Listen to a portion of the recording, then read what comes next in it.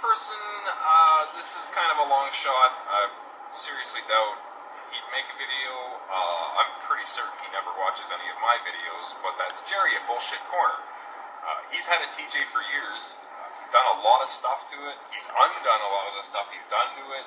So I feel like he would have an interesting perspective on what he feels is like an important or his favorite modification and stuff he would like to do or change to his Jeep. And yeah, I don't think he's gonna, but hey, it'd be cool. Maybe you never know.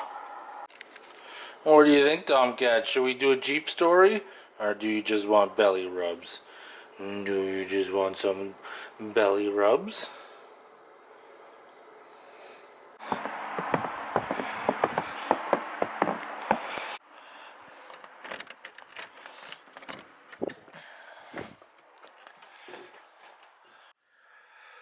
So apparently I've been called out. Spacerag, a fellow Albertan from Edmonton, Alberta, says probably won't do a video. But actually, I will do this video because I feel it'd be pretty important to share my experiences. If you guys have followed me on this adventure, we have done a lot of things to this TJ. We basically stripped everything down and rebuilt it. Now it's in the garage again for some TLC. Some of the mods I've recently done. Well, I actually shouldn't say recently done. I've done actually quite a long time ago. One of the ones I like is the in-cab winch controls.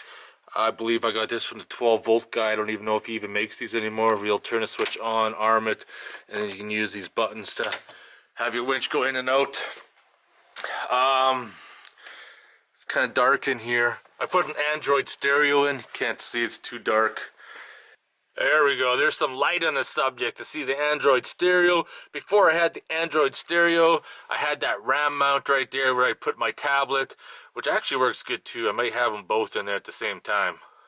Another mod I liked on my TJ that I did was Tuffy's security products, the under the seat safe. Now under the hood, I got the Banks Ram Air. That's actually going to be coming out. Nothing against Banks Ram Air. I'm just going to go back to the stock box. I feel that, you know, it would probably perform better. But one of the mods, if you have the newer style TJ that had the coil bar, the best mod that you can do is the Viper coil mod. I actually got this idea. A guy posted it on one of the Jeep forums in my Bullshit Corner video. I believe I left a link or the guy's name who was the one who originally did it. And the Viper coil mod is so much more better, especially if you're troubleshooting issues, if you have like a misfire, you want to do a cylinder test. It's so much easier just to pull the wires off instead of dealing with that stupid bar. And another product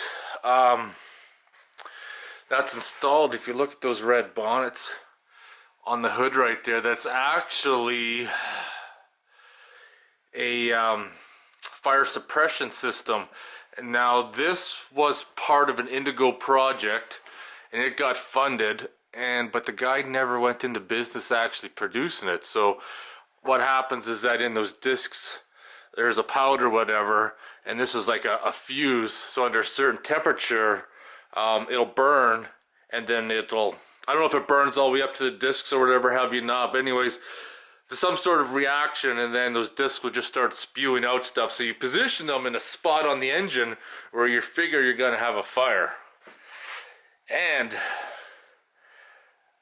luckily I haven't had to use them yet. I saw a video recently where a guy's Jeep burnt up, something like this. Probably could have helped, maybe not saved his Jeep, but definitely would have helped.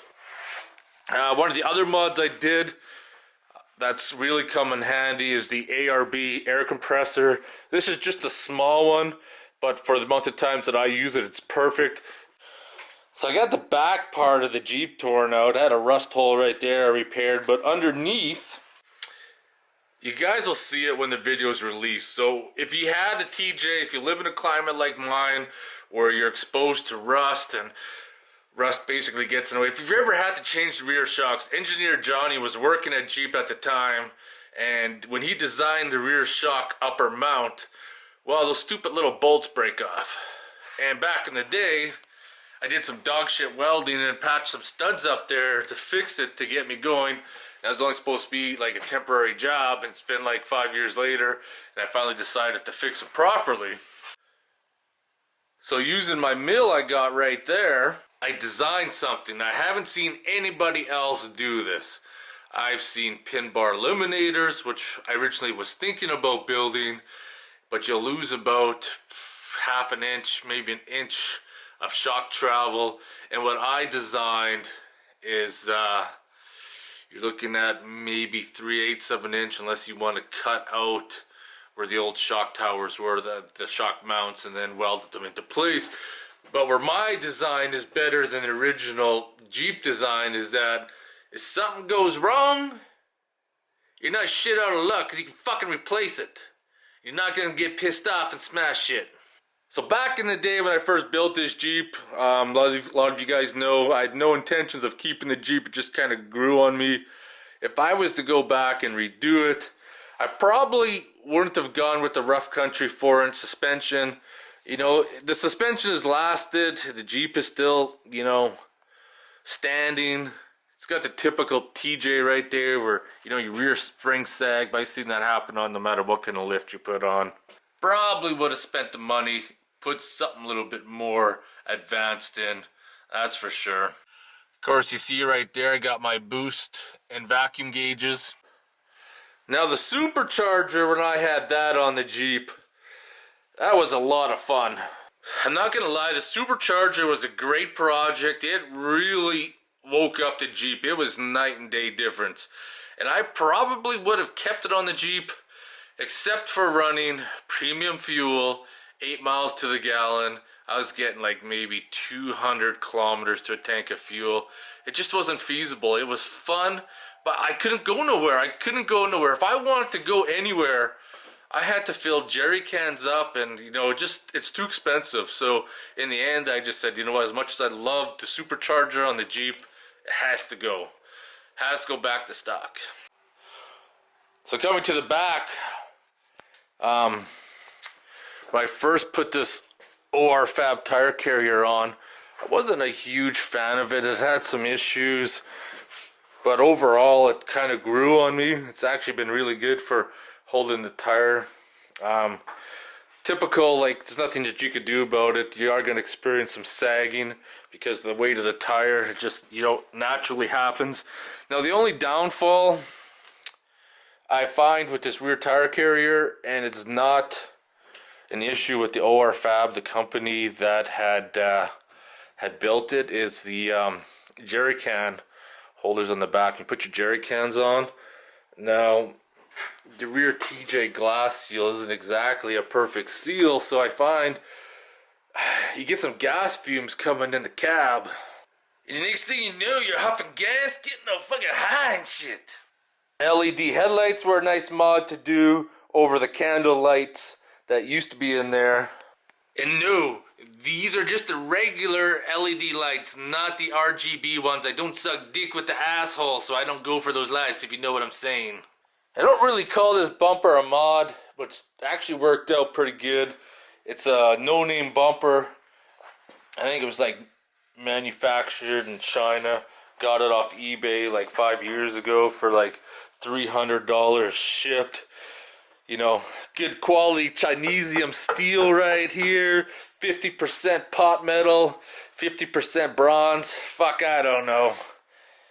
It's got some radioactive coating that's finally starting to peel off here, but pretty soon we're gonna sandblast the bumper, POR 15 it, and then rocker line it. Now for any Jeep owner, the Poison Spider louvered hood, by far the best mod you can ever do. Before I had the louver hood installed, especially when I took my trip to the Yukon and Alaska, I'm driving in the Jeep, spending hours in the Jeep. Fucking goddamn feet were baking down by the transmission tunnel. So much heat radiating through the firewall from the engine. Is not a very comfortable situation on long trips. Installed the Poison Spider louvered hood. Problem solved. Plus, it works good in the winter too. Get the hot air from the motor come up through these vents, adds this extra defrost for your windshield. Working mighty fine. Over the years, I haven't really been a fan of these plastic skirts, but you gotta look at it two ways. If they were metal, if you rubbed on something, it's gonna do a lot more damage. Since they're plastic, they rub on something, they're just gonna break off. That being said, time to break over the motherfucking beer. It's snow outside. We're gonna drink some caribou because the caribou doesn't fuck around. Calling me a pussy because I'm complaining that it's snowing. He loves the snow. Motherfucking beer time. So I want to say cheers, everybody. Ah, so good. So, now that I told you some things about my Jeep, I'm gonna call out a couple people as well. One being Dave from the Redneck Garage. He's got a couple Jeeps he's built. He's been kind of silent this past little while. I don't know if his wife has him tied up in his shed in the backyard or what. But he needs to make a video. The other one I'm gonna point out is Home Guy. He has a YouTube channel. Local here in Calgary. He's got a really nice JK build. Maybe we can get him to do a video on his mods. What he's liked, what he hasn't liked, and so on. So I'm gonna talk to you guys later. Motherfucking beer time.